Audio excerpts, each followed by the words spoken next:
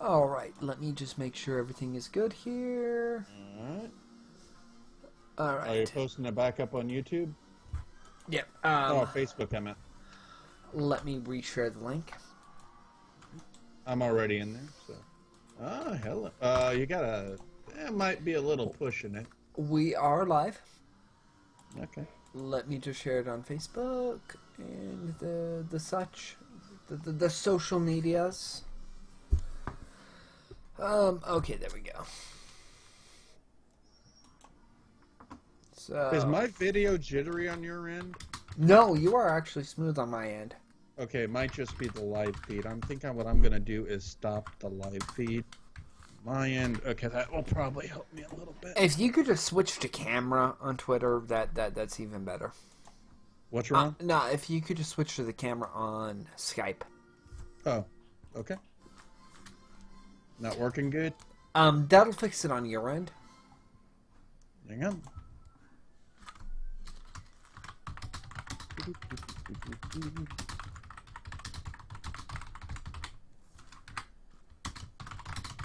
Probably end up donating more money to you. I like live streaming. Oh, so do I. Yeah, but you actually have people watching. Well, not a whole lot. Nice. Like, I've donated to Jacula, and he's got, like, 20 times the people I've got.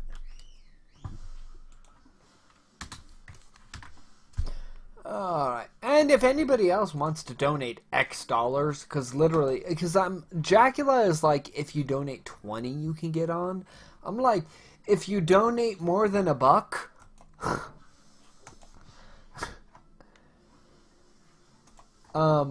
because I don't have the super chat thing going, so. Yeah, you need more people. Well, you need 1,000 subscribers, actually, as I found out. Yeah, it's 1,000 subscribers for the super chat feature. Well, you're already at what, 243?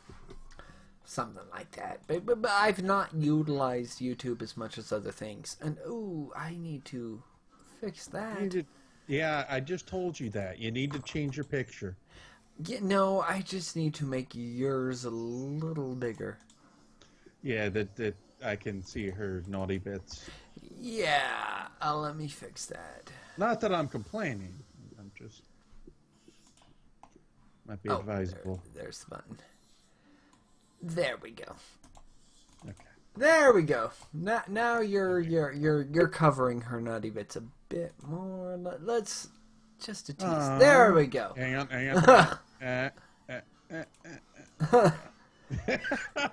Now we have the idea of a breast without a nipple. There we go. Yeah, having it a little bit there. There we go. Yeah, there you go. Get it right. Okay. Things we do for entertainment. Anyways, what the hell were we talking about before you? I actually did an anime of this exact same picture. Because that's the art style I draw is anime, and I used this picture for where I did an anime rendition of this picture. My daughter draws manga herself. That's what she draws with. Mine does as well. And to where I've introduced her to him, like, hey, let's put the Crayolas aside. I've got you the set of pastels now. Let's work on blending colors and. I need to actually put some of her artwork in my stream one of these days. I actually got to do that. Oh, like my daughter's is on a fridge at a different house right now, so. So, my new hobby is retro gaming, by the way. I've gotten really into retro gaming lately. So. How so? Because I was doing Mega Man earlier, so. And that's retro gaming. Well, I'm doing real consoles, so I'm not emulating. I'm buying the real stuff. So, got me an NES, my old NES. I have all the. Well, I do legitimately own the games that I emulate. Okay, fair enough. I do too. Yeah. I'm not being a cheater. I own these things. You just don't have a way of inputting them into a computer. Exactly. Which that's expensive, and you need more than my $5 to do that. Donate to Jowski's Get a Video and Capture Card Fund. Yeah. Yeah, and the other thing, though, when you're streaming with an actual NES, because the NES will have more bugs than emulator has. Oh, it looks like ass. And it's not that it looks like ass, it's just, it's going to have more bugs. Oh, no, it does. I've blown up my NES to a 110-inch screen. So, yeah, composite to a 110-inch screen, it doesn't look pretty. Oh, yeah, when you... The funniest thing is when I had somebody trying to hook up my NES going, where's the HDMI input? And I'm like, HDMI? You're lucky you're not using an RF, you're using an RF modulator. Yeah. Yeah, but got a N64, Super Nintendo. I got my NES. I have the Sega Franken console. Which is Genesis 32X, Sega CD, all attached. And the Master System? I don't have a Master System Power Base. I need to get one of those. And I also got a Dreamcast, actually, for Father's Day. I have never played a Dreamcast before. I am rather impressed with it. It's a great console. It's sad it was Sega's last swan song, but it's actually a pretty good console. I've known enough fanboys to where I've played the Dreamcast, though I don't actually own one. But I've had plenty of friends that are like, "Hey, this is Dreamcast." Hey, look, it actually has pretty good games. It's not a piece of crap like everyone thought it was. Dreamcast wasn't crap. It just didn't have any software for it. Yep. Kind of sucks when all your third-party developers bailed because you screwed them over with the Saturn. Yeah, that was one of those worst-case scenario things that lives in history. Yeah, yeah. And people don't seem to forget that the Saturn failed mainly because Sega got greedy. They did. Well, it was the fuel of the SNES fight. Well, the Saturn was a nice console, but when you launch it for $600 in 1996, no one can afford that. Yeah, that was a lot. That was Neo Geo prices. Yeah, the Neo Geo was close to that, and no one was going to spend $600 for that. And that you thought $600 now for a PlayStation was a lot of money? Imagine $600 in 1996. What's the exchange rate there? Somewhere around $1,000, I think. Yeah, well, the Neo Geo was actual arcade carts. Yeah. It a slight modification, but yeah. I meant to the way it went into the system, but it was the actual arcade system. Yeah. Little known fact: did you know Capcom made one too? Like their own version of Neo Geo? Yep, a CSP based on the CSP2, which was actually what the Street Fighter 2, Super Street Fighter 2 ran on it. A few others, a lot of their that era of games ran in that platform, and they made a competing Neo Geo system for the CPS2 that also could take cartridges and put them in and play actual arcade games on it. Well, did you ever play the 3DO? Yes, I did. I had a 3DO card for my computer that a friend of mine provided. Yeah, Creative made one, I want to say. I don't know who made it, but I could play 3DO games on my computer, and he provided me with a USB 3DO controller. Mm-hmm. So I was and actually more than one controller. Because we would sit there and play that friggin' Tank Commander game for forever. Which, if you've ever seen the opening credits of Pauly Shore in the Army Now, that's the game they're playing. Yeah, the 3DO was another one of those examples of way too damn expensive for anyone to actually afford. Yeah, well, I got the card in my computer for free, and then I could go buy the games for the same price as anything else. What did you mainly own growing up, Nintendo or Sega or both? Nintendo. I never owned a Sega. I had plenty of friends that had a Sega, and I would play it at their houses, but I never owned a Sega. Well, I was one of the lucky bastards that had both. But I had Nintendo, I had Super Nintendo, and I had, subscription to Nintendo Power, although I would occasionally go buy a Game Pro, and it'd be here's the games I play, let's skip over the Sega bullshit to the games I do. Who gives a shit about this Sega thing? Fuck Sonic. That little bastard. I want to read what's going on with Mario and Donkey Kong. Yeah, that's the problem I have nowadays. You have all these millennials doing their Sonic comics, and they're like, Shadow the Hedgehog, and I'm like, oh my god. Yeah, and now I had both, but I am a Nintendo fanboy. I am full-on hardcore Nintendo fanboy. Especially Zelda franchise. I probably could. Zelda franchise, definitely. Mario.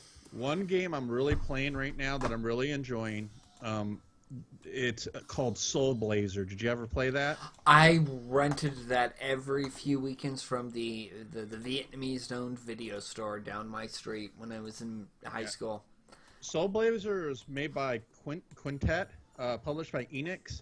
It's actually it's the first game in a series. The second one is probably one of my favorite games in the SNES that most people never played, called Illusion of Gaia. Illusion of Gaia is another great one. Fantastic game. Soul Blazer's the first one. I highly recommend you check that out. Soul Blazer was a game that I could beat. If I was on a streak, I could beat it in a weekend and not have to pay, let's rent it for one more day fee. And it's fun. I mean, it's not a Zelda. It's kind of a Zelda RPG kind of thing, but it's not a typical Zelda clone. It's its own game. No, because there's like you go to a town and you have to go through the dungeon to unlock the houses in the town. And there's a story, and it's really kind of engrossing once you get into it. It's really kind of fun. Illusion of Gaia was that way. There's actually a sequel called Terra. Oh crap! What's it called? Terra Riddle or something. Terra Enigma. That's kind of another game just like that from the same company that we didn't get. Holy crap, does that game have one heck of a good story. Well, Illusion of Gaia and Soul Blazer were games that I could beat in a weekend. If I gave, I'm in high school, I could devote my attention for the weekend. Then there are games that you could never, if you rented, you just went out and bought because you never beat them in a weekend. Yeah, because I rented Secret of Evermore, and it was like, I'm sorry. Oh fuck! I have to level all of this shit. That game is shit. It is. I didn't even buy it. I finally got the emulator for it, and I'm like, I have to level a dog? Fuck you. Now it's a poodle? What is this shit?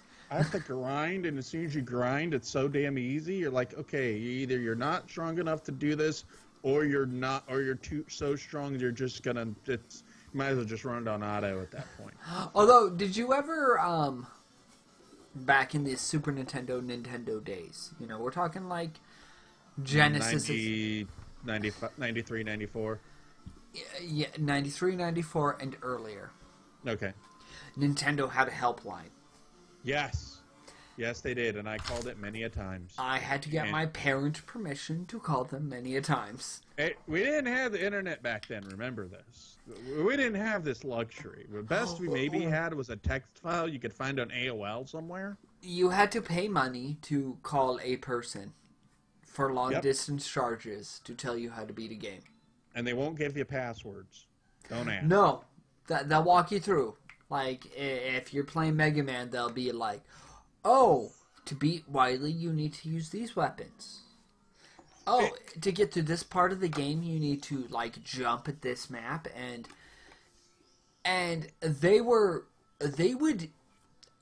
the promotion associated with it is that these were people whose life was they spent there playing video games and figuring out secrets. Yep. You'd call and they'd be like, let me check my notes. And it's a computer program. You could imagine them opening a drawer and going to a file. Yeah. You could. Sometimes it was a binder. Actually, I've seen the binders. It was a binder. It was a binder because the computers couldn't handle all the notes. You just had Yeah. the script. Nowadays, you wouldn't need the binder. No. Nowadays you have game facts. You know, once I got to actually managing call centers, I realized they're just pulling up a wiki. Yeah, pretty much. But one good thing I liked the early days, especially even pre Super Nintendo NES days, when you played a game, the only way sometimes you could figure out a game is you had to talk to your friends and hope they had the game and got further than you did. And then they tell you something you couldn't figure out. That was the thing. My friends and I got horribly competitive over Squaresoft games, over the Final Fantasies, over Chrono Trigger, to where, you know, I had a friend that was about to beat Chrono Trigger before me, and I arranged an accident to where his game got popped out of the cartridge and reset his save file. Because I'm not that far yet. Let me fuck you up so I can beat you. I had a lot of the strategy guides because, I mean, the books were, what, $14, $15 a piece back then on average? They were pretty damn expensive, as I recall. Something like that. If you had a subscription to Nintendo Power, you got the Final Fantasy 1 book for free. Final Fantasy 2 was easy enough to figure out on your own. I got the NES Atlas when I subscribed. I subscribed in the 90s. I subscribed at when it printed. So I was a lifelong subscriber. Yeah, I subscribed early on. I got out of the subscription until I got a little bit older, and then my parents subscribed me to that and GamePro. GamePro was a good magazine, by the way. It was a fun magazine. Back in the day, I got to a point with the Nintendo Power though, and it was shortly after Link's Awakening, because my parents would by instinct renew the subscription every year for me, because they knew I would want it regardless, right. And so it got to a point where I'm like, hey, Mom, Dad, you can save money by not doing this because I've figured out most of the shit before they print the issue, and they're recommending games because they're getting paid to. Yeah, I noticed that too. I'm like, really? You're going to push me into this crappy license game? And I had to tell them, like, I really think you're wasting money here. So let's stop. I don't think Home Improvement on the NES is really that good. I have a funny suspicion. Because I showed them the game and the review for California Raisins. I'm like, God. I'm going to pay the buck to rent this game, and you read this review, and then play this game, and see if the two match up. Did you ever have the relative that would buy a game because they know you like something, and then you get the game, and you're like, oh, this is shit. I know it's shit. Why did you buy me this? I always had the relative that would buy me game. Because, oh, you like games. Game. So they would buy me whatever was cheapest at the store in their area. But that's how I got to know Star Force, which is an NES game. It's a shitty game. It's just vertical scroller. But it has infinite levels. You go through the Greek alphabet. It's like the first level: Alpha, Beta, Gamma, Delta. That's how I learned the Greek alphabet, was mastering this game. I learned, hey, you know what? I learned geography and history through Mario is Missing, so don't mock me too much. My friends and I, when we rented Mario is Missing, we were expecting, like, Mario World 2. No. And by that point, we knew geography and history well enough to be like, hey, they're trying to Carmen Sandiego us on this shit. Fuck you, Nintendo. But you played the shit out of Carmen Sandiego probably as a kid. Yeah, we did, but when Mario is Missing came along, it's like, yeah, we got Carmen Sandiego. We don't need you, Mario is Missing. Yeah, I do agree with you. I hated Sewer Boss. I hated Nintendo Power where they showed us awesome games in Japan that we never got. Because there's a lot of those. There's a lot, but we did get them eventually. Yeah, because we've gotten I think we have every Final Fantasy game released here in North America now, in some form or another. Eventually, we got, because the ones we did not get, we got 1. We did not get 2 or 3. 4 we got his 2. We didn't get 5. 6 was 3, and then 7 and everything. Then is everything synchronous. Right. 5 we eventually got on the PS1, his Final Fantasy Chronicles. 2 we got his Final Fantasy Origins. 3 we got on the GBA. And then they actually did a mobile version of it. Yep. Oh, and let's not also... And Square wasn't the only one who was really bad with this. A lot of companies were really bad. Well, by that time they were Squeenix. Oh, yeah. Yeah, there's a Mario game, Mario 2, we never really got here in the States until we got Mario All-Stars. Yeah, with Lost Worlds. Yeah. Because what the Mario 2 we got was actually a... Doki Doki Panic. Yep. But you should play that in a live stream one time. Play the real Mario Brothers 2. Which is interesting because the real Mario Brothers 2 had the bombs. And if you look at Mario Brothers 2 and the whole of Super Mario Brothers lore... I mean, Doki Doki Panic. You should play Doki Doki Panic sometime. That's what I meant. If you look at, Doki Doki Panic, Super Mario Brothers 2, and everything that's in that game, and then you look at what we have for Super Mario Brothers, the lore... Mm-hmm. But a lot of it comes from Doki Doki Panic. Well, we have the Bob-ombs. Bob-ombs? Shy Guy? Bob-ombs even made it into the movie. You've got Dennis Hopper said Bob-omb. Yeah. The Shy Guys. Shy Guys. Birdo. Birdo with... did you ever read the instruction manual for Super Mario Brothers 2? Birdo's a transvestite. Birdo is trans. Birdo is actually Birdetta. Yep. That wears the bow on its hair to pretend to be a girl. Yeah, because she lays eggs. Yeah, even though it's like a guy that pretends to be a girl, and to assert its girlhood, it'll spit an egg. Yeah. But yeah, from its mouth vagina, which... But you're right. A lot of the Mario lore did start from that game. But it was also developed by a lot of people who worked on Mario Brothers. That's why it was easy to port. Yeah.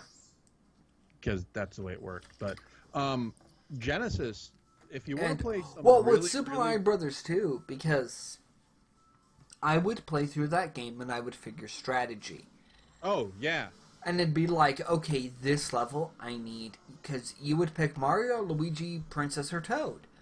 Certain ones worked for certain levels better than others. Yeah.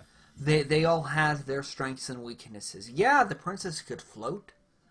But Toad was fast at picking up things. Mario was all around good. Luigi could jump high. That you had all these pros and cons. That you had to play through the level, weigh those pros and cons, figure your best character for each level. Oh, yeah. Which is the basis of speedrunning. No. And figuring out where the warp zones are. Well, yeah, there's the warp zones, but beyond that, if you're just playing casual, I'm going to do all 7 worlds here in a go. And because I know which character fits best for each level. And that was figuring it out by trial and error. Although, my parents and sister are like, Princess floats, Princess every level. I'd be like... Yeah. Yeah, that doesn't always work, and then you use her and you realize you get to a point where you can't float anymore, you're like, oh, son of a bitch. And I would point out, I'm like, she really doesn't float, because I would bring up the instruction manual. And it's like, she will float for 1.5 seconds. Yep. And be like, jump as high as you can in the air while counting 1.5 seconds. Did you make it? But she can help you over some of those really bad jumps that sometimes you have a pain in the ass with. And there are a few levels that have those. Not every level. No. There's maybe Especially if they're doing the logs on the waterfall, she comes in handy a lot. But, like, Luigi was really good because Toad was really fast at picking up things. If you And he had could throw things further. if you had a level where you needed to pull up coins, He was good in boss battles. He was really good when you knew you were in the last level for bosses. That's Yeah. what I used him for. I used him for that, and I used him for, I'm like, hey, I can place my Shadow World thing here next to all these things to pull up 20 coins for the slot machine at the end.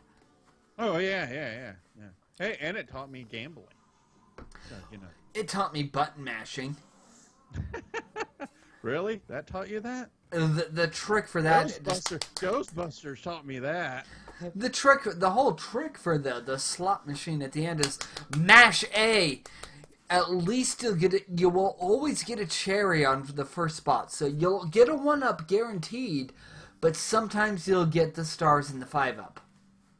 I don't... If you mash it fast enough. If you're hitting it. Actually, there is a strategy for it. I forgot what it was, but when the reel gets to a certain point, you just hit the button, and I think it was 1 or 2 spots away, and it would stop on the one that's after that. I got that down to a fine science where I would get all stars every single time. Luigi did have the floaty jump, which worked on some levels. There was... Yep. He jumped higher. He could jump really high. There was 2-3 where you had to actually use Luigi to hit... You had to hit a fish to get up into the area to get the mushroom. Yep. And Luigi was actually better at digging up the sand in the desert levels. Actually, Luigi jumping higher was a mechanic in the actual Japanese Super Mario Brothers 2. Really? In Lost levels? Yep. You play as Mario or Luigi. Mario has better traction, but doesn't jump as far. Luigi, it's kind of like you're on ice a little bit, but he jumps much higher. So Lost Levels on the Super Nintendo, that was my family game. My Martha and I, when we were married, and we'd play it with my sister, that was our game. And we would alternate lives. You know, I died, it's your turn. I died, it's your turn. Yeah. And we would get through the whole game eventually. That this was a whole evening ordeal. Oh, yeah. And it was basically Martha and I playing it. Because Martha and I would get through a level, and we'd get to Bowser, and then my sister would jump into some lava. And we'd be like, ugh, okay, let's do this. My sister would jump into lava, and was like, ugh, Sarah, really? You know? Well, I mean, hey, my wife and I, or my kids and I, we do that nowadays. You know, we'll play like a one-player game, like Breath of the Wild. By the way, greatest video game ever made. Don't care what anybody says. Breath of the Wild. I will give it that title. We trade off all the time playing on it, even though it's a one-player game. And I think that is something I do miss with modern gaming. I miss sitting down with your friends, trading controllers, and playing through really long and epic games. I miss that. Oh, yeah. I do, too. I do as well. It's not the same as playing online. I'm sorry, it's not. Having your friends sit down with you on a couch, eating nothing but pizza, drinking sodas, playing grease on the controller, and playing through Final Fantasy, and everyone pitching in to play it because your eyes are starting to strain from reading the text. It was epic. Yeah, we would do that all the time. Oh yeah. We would do we would do arcade rules for playing Street Fighter 2 on the SNES until 4 in the morning. Oh yeah. To where it's winner plays. Yeah. Get 6 friends, play some Street Fighter 2. Oh yeah. You got that one friend who's really good with Guile who just starts running the whole damn field, and you're like, son of a bitch, I'm an act, and you gotta pick another character rule. Although, speaking of Street Fighter, where I went to high school, across the street from my high school, because we had open lunch, so we could leave campus, okay? Okay. And the popular hangout spot off campus was across the street at a Circle K. Which... Strange things are afoot at the Circle K? Yes. Strange things are afoot. they had a Street Fighter 3 arcade machine, and that was the hangout spot. The original or Second Impact or Third Strike? No, the original. Okay. Like, this is how I learned there was a Street Fighter 3. I'm like, they stopped making Street Fighter 2 derivatives and actually did a legit sequel? Then you play Street Fighter 3 and you're like, I think I'm going to go back to Street Fighter 2. They decided to not do Championship Turbo Super Edition and actually just do a 3. Oh, they're still making them. They're still making them. They got Ultra Super Street Fighter 2 Turbo coming out. But they did Street Fighter 3, and that was the hangout spot for lunch. And where I went to school, 3/4 was Vietnamese, because this was where all the refugees from the war came and settled, where I lived. Okay. So all of my schoolmates were the kids of those refugees. The Circle K we went to was run by a Vietnamese man. And years later, the Vietnamese man that ran that Circle K wrote his autobiography, and the world discovered that he was the actual Prime Minister of South Vietnam. Seriously? Living and hiding as... In fucking Colorado?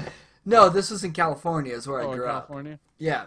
And he was living and hiding in Southern California, running a Circle K, dealing with selling cigarettes to old high schoolers playing Street Fighter 3. Where I come from, you would already be smoking at this point, so here you go. Yeah, and it was... That's okay. The only thing I ever found out about our arcade was some of them were child molesters. It was about 7 years after I graduated high school that he actually published his memoirs, because by that time he'd retired. He'd given Circle K over to somebody else. You know, he'd sold the store. Yeah. And he published it, and he's like, I ran, when I absconded from leadership when Saigon fell, I moved to Westminster, California, and I opened this Circle K near the mall, and across the street... To be fair, a deposed politician from a third world Asian nation working at the Circle K is probably a step up for him. Yeah, and he... And my thing is like, when I turned 18 and bought my first pack of cigarettes, I bought it from the Prime Minister of Vietnam. Or Prime Minister. He sold me my 2-pack of Lucky Strike and Astro ID. I used to buy my Budweiser from the president of Zimbabwe, but I asked if I could pay in Zimbabwean dollars. He said no. And he was the guy that would sit there rolling his eyes and hating that hour where all of us high school kids would take our lunch break. No, because that's probably where he makes most of his money. Yeah, it was us. Because not only were we dropping quarters in the Street Fighter 3 machine, we would be buying the Jack Links and shit. Hey kids, there was a time when you had arcade games in convenience stores. I miss those days. Actually, true story. Recently, I went to a 7-Eleven here near where I live, and they had arcade machines in the back. Where I grew up, we had a video store across the street from my house that was run also by a Vietnamese family. And hey, the Asian video stores had some good shit usually. Oh, they did. And a lot of times they'd get to know you, and sometimes when you go there, they're just like, "Here, you can have this for free. I think you'll like it." I had that a lot. Yeah. A lot. That's how I saw Puppet Master for the first time. Well, that's how, they'd be like, hey, you rented this 3 times. Why not keep it so we can make shelf space? Yeah. So I got so many copies of movies just because I'd rented it 3 or 4 times. But my friends, You had a lot of hentai. They made the mistake of they're like, wait, you rent something 3 times, you get it free. They would rent the new releases 3 times and be like, no, you can't have. I would be hitting... You're not getting that copy of Judge Dredd. I'd be hitting the genre shelves. I got free copies of Blue Velvet, of Texas Chainsaw, all the Mondo movies, because I would hit the genre shelves. And I fell in love with those movies. Huh? Do they have them in real boxes, or do they have them in the old plastic cases? Well, no, what was on the shelf was the box in a case with styrofoam in the box. So you would take that to the register. They'd give you the video in a plastic case. Mm. So what they would do when they'd say... Well, at least they had the original box art, so at least they had that. When they'd say, hey, you own video, they'd rip the plastic, tear the styrofoam off, and stuff the VHS back in its box. Yeah, Back in its home. Welcome back to your home. Welcome back. One thing I am discovering actually collecting video games is there's a lot of games out there that actually were rental only. They were never retail. Yeah, but this particular video store, I was friends with them because they had a Mortal Kombat game. Ooh, which one? Super Nintendo? No, it was Mortal Kombat 2 console. The cabinet. Oh, arcade. Okay. The cabinet, and they're like, this would make us money, and I'd come. Right. I came in one day, and I must have been about 16, 17. I'm like, the donut store right next door, which is run by a different Vietnamese family. I'm like, they have an SNK game that makes more money than you do. You know, because those SNK consoles that had the selection of games. Oh, that had like six games in it? They had 6 games, like 4 fighting games. And if it had Metal Slug in it, you're making a mint. It had Metal Slug and Bust Move. Oh. And I'm like, I'm suggesting that, I don't know what your money is on your video sales, but if you sell your Mortal Kombat 2 machine and get one of those 6-game SNK things, you'll probably make more money. And they did. I remember when Mortal Kombat 3 came out, and a lot of places around me replaced them, and and those things were making a small mint for people, even over the SNK machines where I was at. Not 2, but 3. Everybody was playing MK3 when it first came out. It was everywhere. We actually had our arcade. The big arcade around here was actually in a strip mall, which was right next to the high school. So that's where most kids, when they skipped school, they all went to the arcade. Also, if you wanted to go do a fight, you went and fought behind the arcade.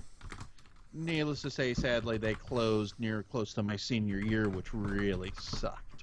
Because they had some great games in there. Stuff you would never find. Hey, kitty. Recently... I did not know this, but Turtles in Time was an arcade game.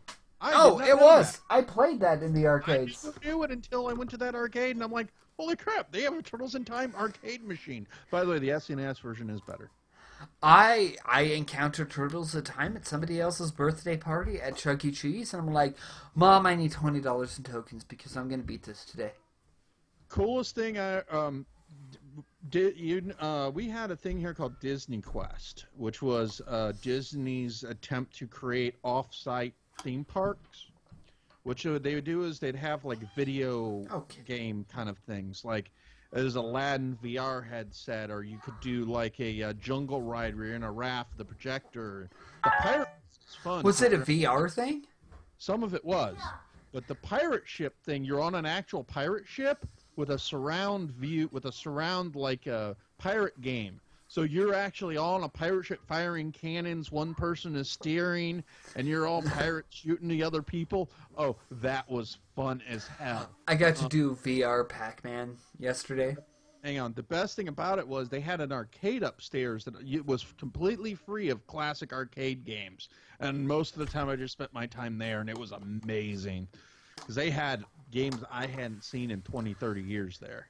There was an arcade when I grew up. When I was right at the end of high school and when I was moving to college. So we're talking when I was 17, 18. This arcade was called Nickel Nickel. Great name. Everything was a quarter. Well, no, you paid a $2 cover. Okay. And everything was in nickels. If it cost 50 cents, 2 quarters, it was now 2 nickels. That's awesome. So you would cash out to get nickels to put into oldies. You know, so hey, Turtles in Time is 25 cents, now it's 5 cents. Yeah. So it covered, you know, that alone made up for the $2 cover. But they also had a lot of older games that were just free. Oh, yeah. I mean, so you could pay your $2 cover and you could play any pre-95 game for free all day long. Oh, I'll play $2 and just play nothing but Robotron all day. Like, we sat there and were like, we can finally beat the Simpsons arcade game. It's free. That is the very first arcade game I ever beat.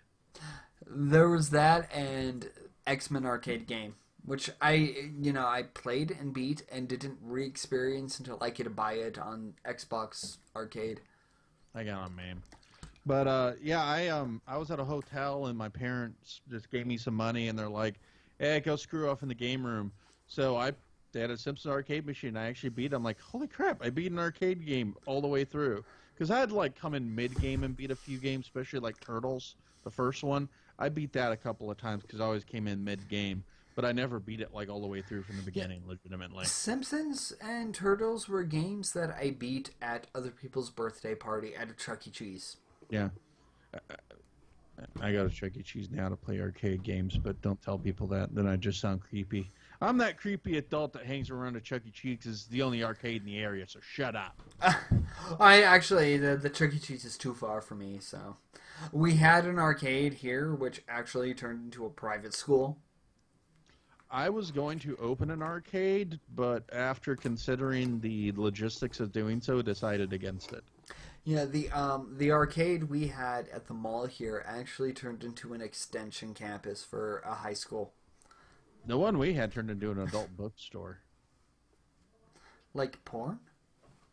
Yes. Oh, no, that's unfortunate. I'm kind of proud. Not really. I'm kind of proud that I'm like. Depends on your perspective. I'm kind of proud of the fact that our arcade turned into classrooms.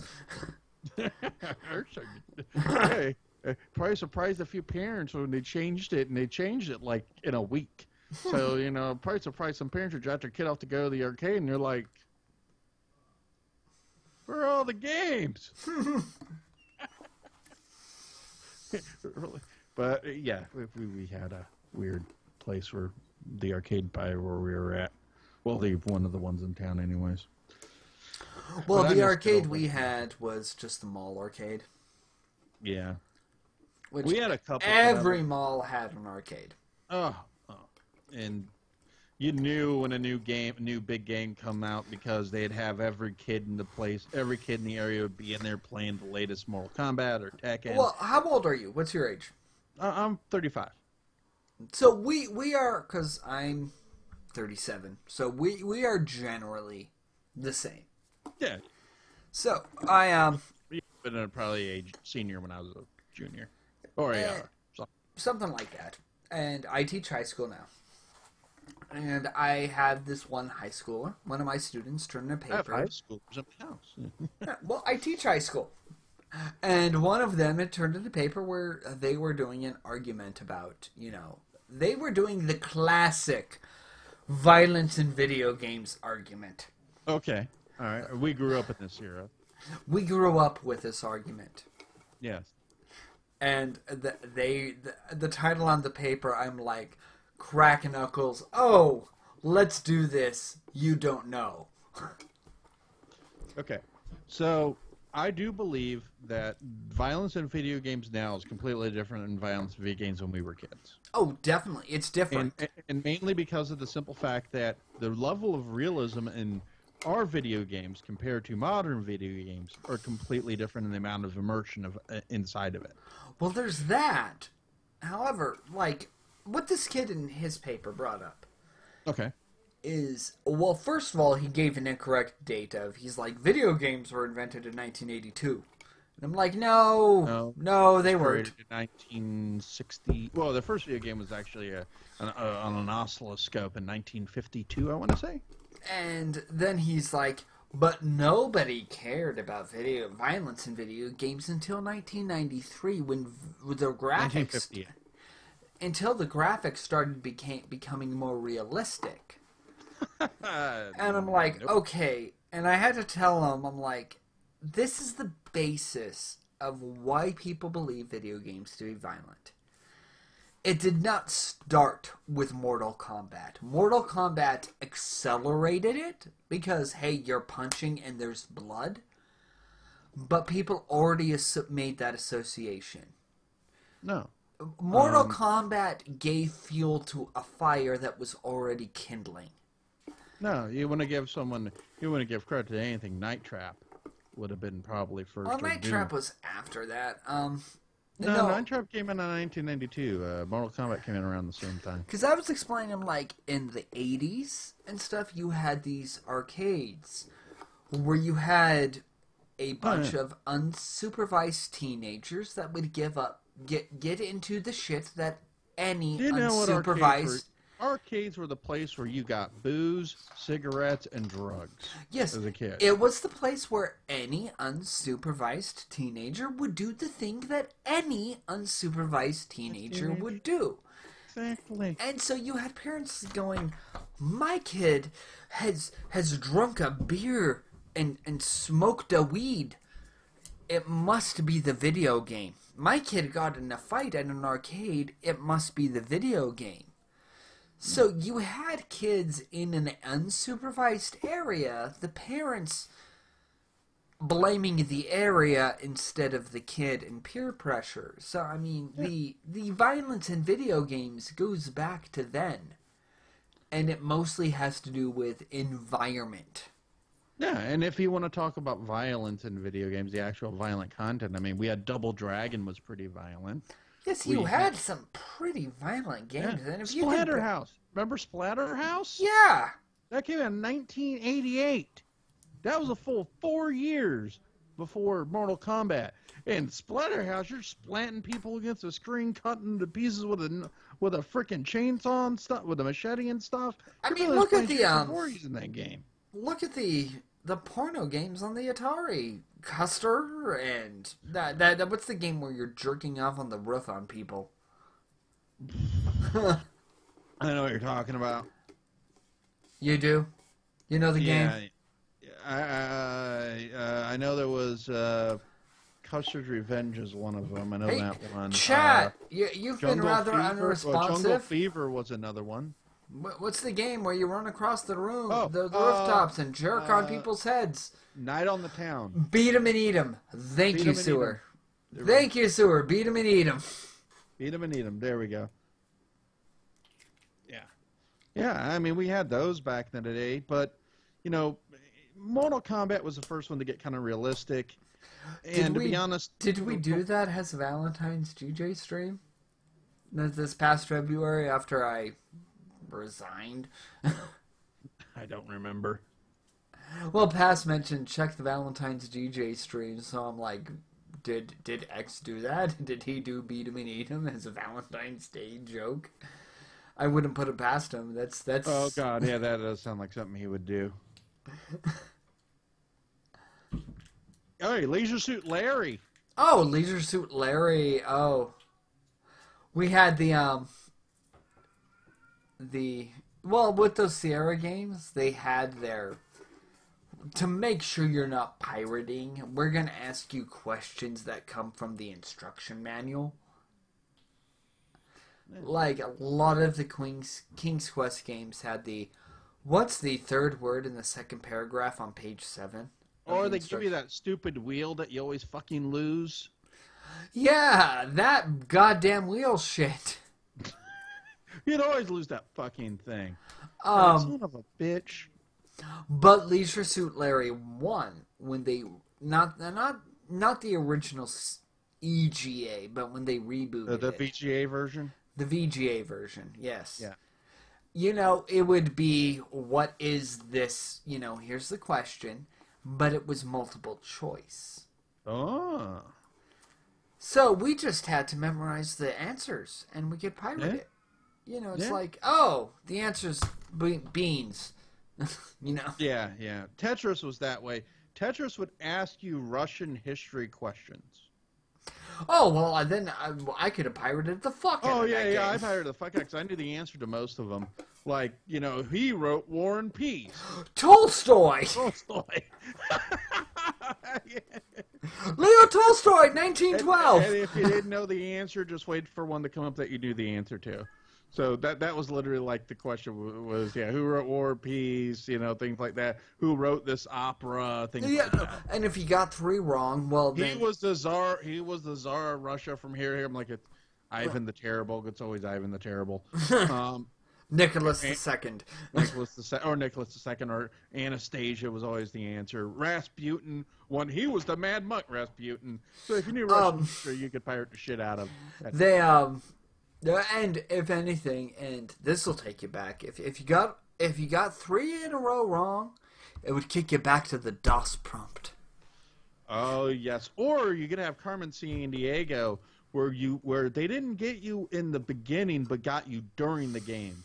You had to validate. You had the book, which was the copy protection, to be able to progress past the level you were at. Well, other than that, you know what the original Carmen Sandiego came with besides the instruction manual? Almanac. The almanac! And it would ask questions from the almanac. It'd be like, the criminal has moved to a country with a population of this. The criminal has moved to the country with a GNP of... I've been playing it recently on on DOSBox, and Wikipedia is really helpful in that. Well, I've gotten to a point now where I'm like, I think I get where you're going. Yeah, some of them are obvious. This country does a franc. Okay, it's obviously France. Ah, shit, it's Morocco. Yeah, it's obviously Morocco now because France does the euro. Well, I meant back then they didn't have the euro, you know. Then the way they would be at like the criminal transferred all of their money to marks. And remember when there were companies that would license console games and release the knockoffs on the PC?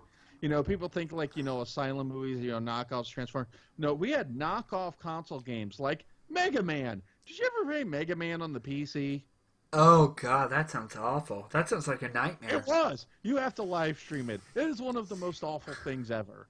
I will find it and live stream it next week. I want to be on the line when you do that. I did. I bought Final Fantasy VII for the PC when it came out in '98. Oh, that glitchy piece of shit? That glitchy piece of shit. It's like, how do I attack? Oh, I'm hitting it. Why? Your keyboard things make it no sense. Y to attack, you know, C to cancel. What? Crappy license games on the consoles. No one has the PC beat when it comes to crappy licensed games. And because they would shovel out, like, if it could be sold and packaged, they'd take a game or some vague resemblance of one, slap a license on it, and then just push it out there. You know, it'd be like Chip and Dale's Print Shop. What the hell do I do with this? Real quick, Sewer. Your schools did not lose the Carmen Sandiego Almanac. Got it. They slapped a card on it and stuck it on a shelf. Because you are only playing Carmen Sandiego for the 50 minutes of your class period. 40 minutes after the teacher corralled you to the computer lab and sat you down there and got you at a computer. Yep. And got all the kids to shut up. And it's like, are you going to do Oregon Trail or Carmen Sandiego?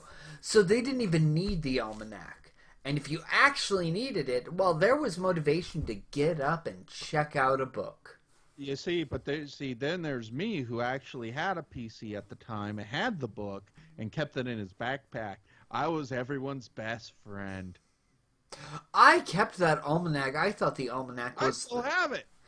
I used the almanac way more than I even played the game. I would take that almanac and I'd go to my friends at school and I'd be like, hey, did you know Zimbabwe has a population demographic of this? I still, I think they may still publish it because I have a lot of old copies of it. And it had some great stats in there and stuff I'd use for political arguments. And I'd be like, they actually have this, before the internet, that's right, everything's in paper. So I'd bring things out for fact checks. By the way, I used to also make a lot of bets based on things like that. So I'd be like, they'd say something like, I bet you're wrong. He's like, no, I'm not. I'm like, $5 says you're wrong. Almanacs were the I bet you're wrong novel. Yes. And I won many a money. There was plenty of times because there was that like ABC after school special about the like, we've got the exchange student from South Africa and she's white. And my friends were like, oh no, why is she white? I'm like, well, if you look at this almanac that gives the demographics, and if you look at the history of... And does a really good summary of world history for most places. You know, I had to tell my sister, actually, fairly recently about... She's like, what's Afrikaners? And she didn't know what apartheid was? And I'm like, well, no, she knew apartheid, but she didn't know what the phrase, like, Afrikaners as a language. I scare people when I tell people Charlize Theron is my favorite African-American actress.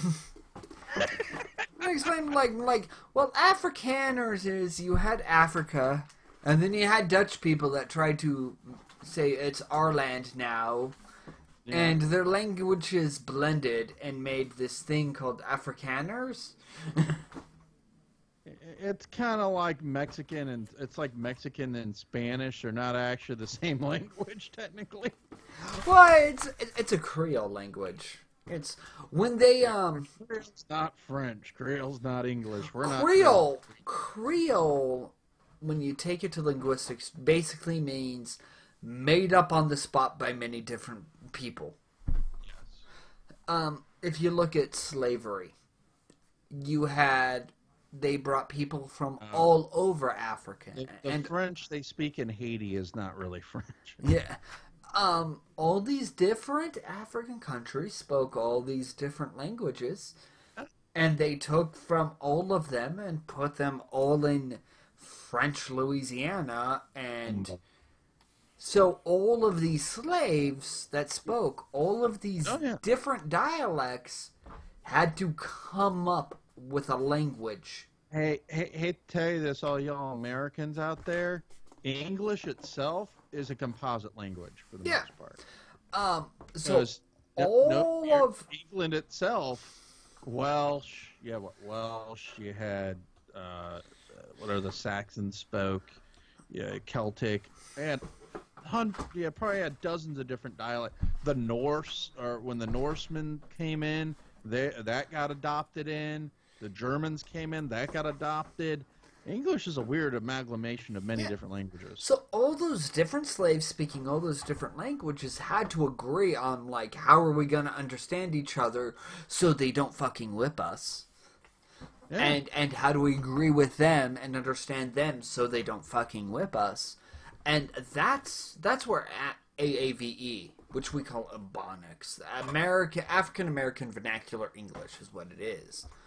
But that's a Creole language, and Creole doesn't mean, hey, let's add spice to a sausage with some rice. Creole is a mixture of cultures, is literally what that word means.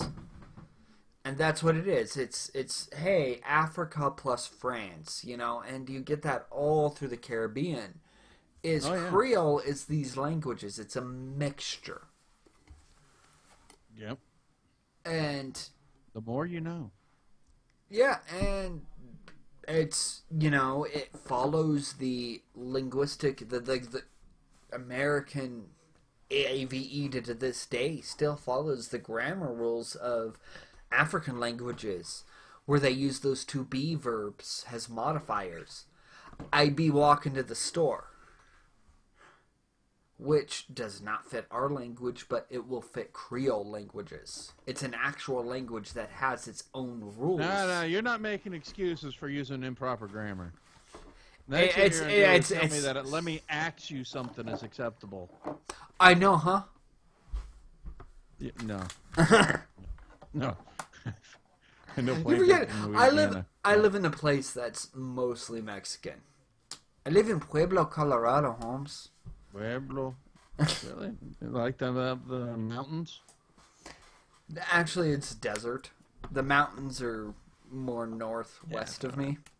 So Yeah. I It kind of live. surprises people when they go to Texas and you realize really not all of Texas is a complete desert like you always make it seem like. I live in the part of Colorado where it's like you've left the mountains and you've entered quasi Kansas. Or like when you go in Nevada and you get out of Vegas, you're like, why is there green stuff? Yeah, I live in the like. Oh no, we're not mountains. We are the desert before you hit the corn shit across the state line. Or go a little further south, you'll hit Texas where the desert continues. Like, because when I lived in California, I still had family that lived in Colorado, and we'd drive for summers. We'd make the road trip, yeah. and we would go. We'd take through Arizona, New Mexico, up through Colorado. And, through Arizona, it's actually really beautiful. A lot of, these wonderful mountain passes and everything. I have been to Arizona, Scottsdale quite a few times. I've been to Scottsdale, through Flagstaff. You go through New Mexico, we would hit Albuquerque. We'd go to the shitty-ass Village Inn for lunch. And, My company owns a company in Albuquerque. We own the gas company there. after Albuquerque, we would, maybe 1, 2 in the afternoon, we'd go to Las Vegas, New Mexico. Do you ever go to Roswell? I've not. No, that's off my route. I bet you were like, can we go to Roswell? Please? But you You're generally through, once you leave urban California, from there to Las Vegas, New Mexico is desert with your random town. Okay? Yep. Well, I've driven that road. you hit Las Vegas, New Mexico, and And you you make sure you got gas. Oh no, that's one of those sign says next sign 50 miles. And it may not be, and that when you get to that 50 miles, there's no guarantee there is something there. Yeah, so you hit Las Vegas, New Mexico, and you're going down. I think it's I-5. Okay, it's not fair to call New Mexico a ghetto state. No, ghetto. Desert. You get ghetto in Albuquerque because the meth, which is exemplified in Breaking Bad, there is ghetto because of the drugs that come to the more urban areas of I New lived in Mexico. South Bend, Indiana, if you want to get ghetto. But AKA Detroit South. But last time we drove that route, we hit Las Vegas. And from Las Vegas to Raton, Colorado, which is right across the border, Okay. it is nothing but flat green as far as you can see. It is zero. It is flat. And there is nothing but just green fields and one radio station where a girl with a voice that sounds like Katy Perry sucking helium says, It is bad. and that was Bad Company singing Bad Company, and now here's an Eagles song. Here you go. A lot of Skinner. And that's the only station from Las Vegas to Raton. I went to the mountains recently on a trip, and for the first time in a long time, I went somewhere where I did not get cell signal. There was another time we were driving from Denver back through towards Utah, and we were coming to Grand Junction, Colorado. And we kept hearing, radio ad for the local grocery store in Grand Junction. Right. And they're like, the tomatoes are red, the potatoes, the tomatoes are red, the lettuce is green. The only thing that's brown is the potatoes, but that's okay because it's a plant.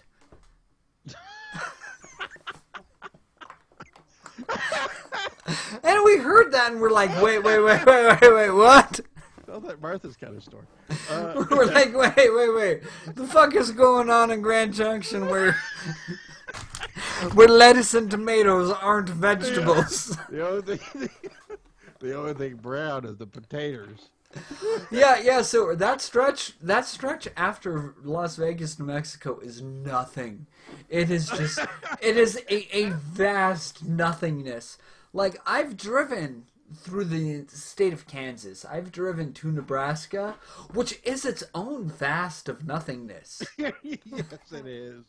But they've got like maybe 3 radio stations. That stretch from Vegas. I never understood why Dorothy was still wanting to go back to Kansas. Trust me, if I made the odds, I'd be like, I escaped. The whole stretch of Kansas is, it's just as flat and it's just as dull, but they've got people and towns and radio stations. That stretch after Las Vegas, New Mexico, that's the void. That's the world between worlds. Better have a tape deck. Yeah. Although at least I had my dad and I riffing squeaky Enter Classical Music, which was better than my Metallica cassettes. So I went I'm telling you, we're collecting video games. So we go to Goodwill to go look for